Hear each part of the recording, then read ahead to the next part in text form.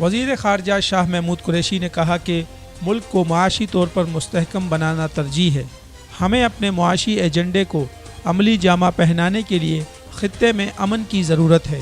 वज़ीर ख़ारजा शाह महमूद कुरैशी का कहना था कि इस कॉन्फ्रेंस में शिरकत के लिए पाकिस्तान आमद पर 25 ममालिक के 60 वफूद को खुश आमदीद कहता हूँ। 26 मार्च को मोगेरेनी पाकिस्तान तशरीफ़ ला रही हैं, जहाँ पाकिस्तान और यूरोपीय यूनियन के दरमियान मुआहदा होने जा रहा है। मुल्क को माशी तौर पर मुस्तहकम बनाना तरजीह है। हमें अपने मुआशी एजेंडे को अमली जामा पहनाने के लिए खित्ते में अमन की ज़रूरत है।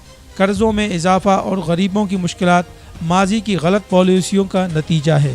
इक्तिसादी बहाली बड़ा चैलेंज है जिसमें असद उमर कामयाब होंगे। इनका मज़ीद कहना था कि मैं यूरोपियन यूनियन और यूरोपियन पार्लियामेंट के ताउन का शुक्रगुजार हूँ। यूरोपीय यूनियन और पाकिस्तान के माबैन स्ट्रेटेजिक शराकत दारी पर मुफाहमत की याददाश्तों पर दस्तखत किए जाएंगे। अवाम ने तहरीक इंसाफ को तब्दीली के लिए वोट दिया।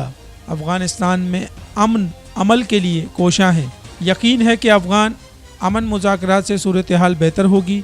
वज़ीर आज़म ने भारत से कहा कि आप एक कदम बढ़ाओ, हम 2 कदम बढ़ाएंगे। भारत ने पुलवामा के बाद सियासी मकासद के लिए जंगी माहौल पैदा किया। दहशतगर्दी से निमटने के लिए तमाम जमातें आगे आईं और वज़ीर आज़म नेशनल एक्शन प्लान पर मुकम्मल अमल दरामद के लिए पुरअज़म हैं।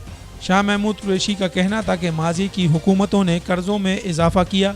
गुर्बत का खात्मा वज़ीर आज़म की अव्वलीन तरजीह है। दुरुस्त मुआशी पॉलिसियों से इदारों को बेहतर सिमत में गामज़न कर रहे हैं। 6.6% मुआशी खसारा, 10 साल में कर्ज़े के बोझ का कई गुना बढ़ना और बैरूनी सरमायाकारी में मुस्तकिल कमी और बेरोज़गारी, 1/3 आबादी ख़त, गुर्बत से नीचे ज़िंदगी बसर करना, ये वो तमाम चैलेंजेस हैं जिनका हम पिछले 6 माह से मुकाबला कर रहे हैं। हम खुसूसी इक्तिसादी जोन्स कायम करें और पाकिस्तान में सरमायाकारी का फ़रोग़ हो।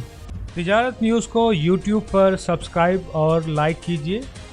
इसके साथ साथ बेल आइकन को भी लाजमी क्लिक कीजिए ताकि आप तक पहुंच सकें हमारी तमाम मुनफरिद खबरें जो आप देखना चाहते हैं।